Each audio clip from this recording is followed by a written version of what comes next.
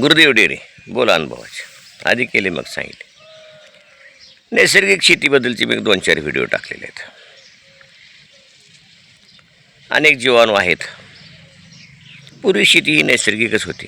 त्याच्यात मानवाचा हस्तक्षेप नव्हता. पिकं मनाने यायची, ऑटोमॅटिक यायची आणि चांगली यायची, पौष्टिक यायची. आपण त्याच्या हस्तक्षेप केला, काय टाकले, रासायनिक खतं, रासायनिक औषधं, तणनाशकं, त्याच्यामुळे जीवाणू मेले आणि मग आपल्याला ते आज अडचण पडायला लागली. म्हणून आपण जीवाणू संवर्धन, जीवाणू टाकायची जमिनीमध्ये आणि रासायनिक शेतीला थोडं कमी करायचं. फायदेशीर होईल. फायदेशीर झालं, होईल नाही, भविष्य नसतं माझ्याकडं, झालेलं सांगतो. चांगले फायदे झालेत. मग कसं तर तुम्हाला मी जीवाणू सांगितले, त्याचे फायदे सांगितले, ते कसे वापरायचे सांगितले. पिकाला त्याची उपलब्धी करून देतात त्याच्या खाद्याची. जमिनीमध्ये जीवाणू काय करतात, ते स्वयंपाक करतात आणि ते पिकाला उपलब्ध करून देतात. मग पण ते जीवाणू निर्माण करायचे कसे, आणायचे कुठून आणि त्यांना काय खाद्य लागतं. जीवाणूंना प्रोटीन लागते. ते काय कशात असते, फर्मेंटेशन करावं लागतं. एक पहिल्यांदा पाणी लागतं. ते पाण्याचं TDS कमी असावं, 9-10च्या पुढं नसावा. क्षार कमी असावे. पाण्याचं pH सामू ज्याला म्हणतात तो 6 असावा. अल्कलाईन नसावा, ॲसिडिक असावा 6. त्याच्यामध्ये चांगले वाढतात. गोमूत्र चांगला स्तोत्र आहे जीवाणूंना जगवण्याचा. चांगले मल्टिपल होतात. शेणाची स्लरी, गुळ आहे. गुळामधून सुद्धा त्या जीवाणूची वाढ चांगली होते. बेसन पीठ आहे, तांदळाचे पीठ आहे, दूध आहे, ताक आहे, दही आहे, टाकू शकतं. नारळाचं पाणी आहे, तुम्हाला तूपसुद्धा, तुम्हाला जे किती काय कुवतीचे जीवाणू करायचे आहेत त्या पद्धतीचं तुम्हाला ते बनावं लागतं. हे झालं जीवाणूचं खाद्य.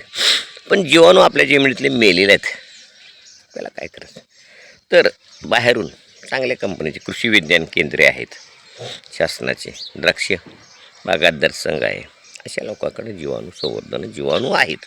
ते जीवाणू आणायचे, ते विरजन म्हणता येईल आपल्याला. जसं आपण दुधामध्ये कोमट करायचं आणि थोडंसं ते विरजन टाकलं तर 24 तासात कसं घट्ट होतं. म्हणजे काय होतं तर ती जीवाणूची प्रक्रिया असते. त्याच्यामध्ये जीवाणू वाढतात आणि ते दुधाला घट्ट करतात. तेवढे जीवाणू होतात ते. तसं हे पण जे अन्न आहे त्याच्यामध्ये हे जीवाणू टाकल्यास ते जीवाणूवर 1000 टाकले, लाखो करोडो होतात आणि मग ते जमिनीत आपण ड्रिपच्या वाटं सोडायचं, पिकांना द्यायचं. साधारण जीवाणूचं आपण खत सोडलं, जीवाणू संवर्धन सोडले, जीवाणू सोडले तर मागं पुढे 1 आठवडाभर रासायनिक खत द्यायचं नाही. आणि जमिनीमध्ये सल्फर आणि कॉपर कधी सोडायचं नाही, जीवाणू मरतात. सल्फर आणि कॉपरयुक्त औषधं सोडली तर सोडायची नाहीत, सगळे जीवाणू मरून जातात. आणि मेलेल्या जीवाणूचं जमीन मृत होते. जमीन जिवंत म्हणजे जीवाणू, त्याचं कार्य म्हणजे जीवाणू. जमीन जिवंत ठेवायला, भुसभुशीत ठेवायला. आता माझ्या बोरबागेमध्ये मी दर 15 दिवसाला वापरतो. माझ्याकडे अप्पल बोर आहे 15-16 एकर, त्याच्यामध्ये वापरतो. मला एक वेगळाच अनुभव आला. त्याच्या मुळ्यामध्ये सगळ्या मुंग्याच आहेत, लाल मुंग्या कधी नसतात, नुसत्या मुंग्याने अशी घरं केलीत. खुरपायला बायका त्याच्यात बसायला तयार नाहीत. अरे मुंग्या चावतात, मुंग्या काय भानगड काय म्हणलं तर मुंग्या बघतो तर मुंग्याने तरी काय केलं, होलं पाडली, सगळं मस्त. म्हणजे जीव तिथं जागा लागले. पूर्वी मुंग्या होत होत्या का, नव्हत्या का, रासायनिक मरून जायचं, खतं औषधं तणनाशकं मरून जायचं. जीव जागाले म्हणजे जीवाणू तयार चांगल्या पद्धतीने झाले आणि झाडाची वाढ जोमदार, रोगप्रतिकारशक्ती, रोग होत नाही, फंगस वाढत नाही. आणि ही जीवाणू तुम्ही फळभाज्याला जे रोज तोडत आहेत त्याला आठवड्याला सोडा. फळबागा जे वर्षाकाठी असतात त्याला छाटणीनंतर 2-3 महिने दर महिन्याला एकदा द्या, 15 दिवसाला पण द्या. पण रासायनिक खताच्या बरोबर द्यायचं नाही, अलीकडे पलीकडे द्यायचं.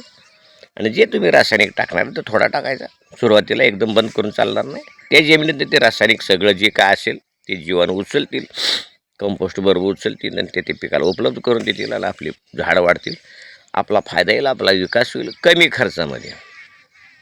याच्यामध्ये फार मोठं देशाला योगदान दिल्यासारखं होतं. देशाची फॉरेन करन्सी वाचणार आहे. तुम्ही रासायनिक खत निम्म्यावर आणलं, तेवढी सरकारची सबसिडी वाचली, तेवढं बाहेरचं खर्च करून खतं आणायची वाचली आणि आपल्या अर्थव्यवस्थेला हातभार लावल्यासारखं काय. आणि आपला फायदा होणार आहे आणि मुक्त शेती तयार होईल.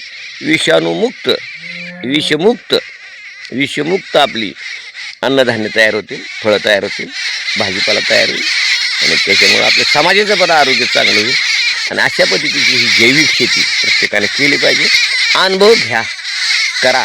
नाही जमलं, माझ्याकडे तयार आहे, ते तयार जीवामृत, त्याला मी शिवामृत नाव दिलं.